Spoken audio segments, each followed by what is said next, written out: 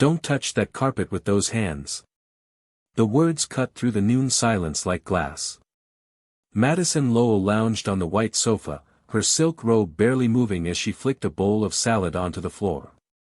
"You people make everything dirty anyway," she sneered. The elderly black housekeeper froze, her knees trembling as the sauce bled into the marble. Everyone watched, but no one dared to breathe. What Madison didn't know was that justice was already watching her. The Lowell mansion shimmered under the noon light. Madison Lowell leaned back on her white sofa, one hand resting on her belly, the other holding a glass of juice. "You people never learn," she said, letting it slip from her fingers. The glass shattered, juice splattering across the marble. "Clean it up. That's what you're here for." Mrs. Ruth Carter knelt slowly, knees trembling, eyes fixed on the mess. No one moved. Madison smiled, unaware that a red light on the corner camera had just started blinking. Ruth wiped the floor in silence, her hands moving with practiced calm.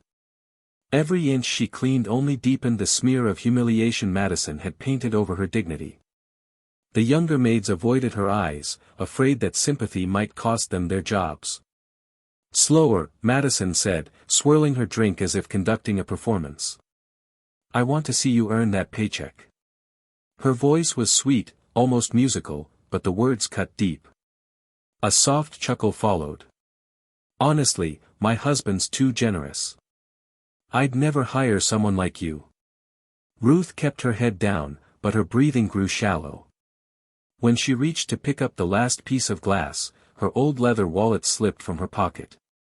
A small photo fell out, her son in a military uniform, smiling proudly. The edge of the photo brushed against the puddle of juice, staining the corner orange. For the first time, Ruth's hand froze. Her lips trembled, but she said nothing. From across the room, Madison laughed again. "What's wrong? Sentimental? Don't tell me he cleans floors too." Somewhere deep inside Ruth, something began to change. "What would you do if this happened to you?" The next afternoon, the staff gathered in the living room. Madison, in a silk robe and diamonds, was showing off to her friends from the country club. "You have to train help like dogs," she said loudly, pretending Ruth couldn't hear. "If you're too soft, they forget who's in charge." Laughter rippled through the air, sharp and cruel.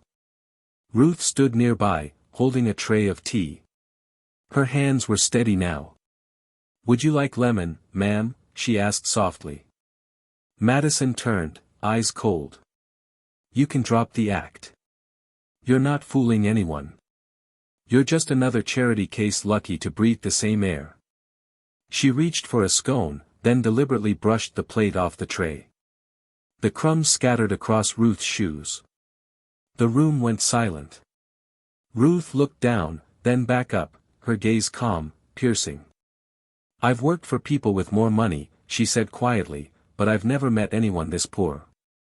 Madison blinked, confused. "Excuse me?" Before Ruth could answer, the front door opened. Heavy footsteps crossed the marble. Daniel Lowell, Madison's husband, stood in the doorway, face unreadable. He pressed a remote, and the large TV on the wall flickered to life. Footage filled the screen, Madison pouring juice, laughing, her voice echoing, "You people never learn." Gasps rippled through the room. Daniel's tone was quiet but lethal. "I installed those cameras for security, Madison. Not for this." The world that had always obeyed her suddenly fell silent. Madison's face drained of color. The women beside her slipped away, clutching their purses like shields. The room, once filled with her laughter, now held nothing but the hum of the air conditioner. Daniel stepped closer. "Mrs. Carter," he said firmly, "I owe you an apology. And a raise." He turned to his wife. "You'll take a leave from all household affairs. Effective immediately." Madison's lips trembled. "Daniel, He cut her off. "Save it. Power doesn't excuse cruelty. It exposes it." Ruth straightened slowly, wiping her hands on her apron. Her eyes softened as she looked toward Madison, not with anger, but quiet disappointment. "A clean floor doesn't make a clean heart," she said. For a moment, Madison couldn't look up. As Ruth walked away, the red light on the camera blinked once more, then faded. Outside, the afternoon sun poured over the mansion again, but this time, it felt less like judgment, and more like justice.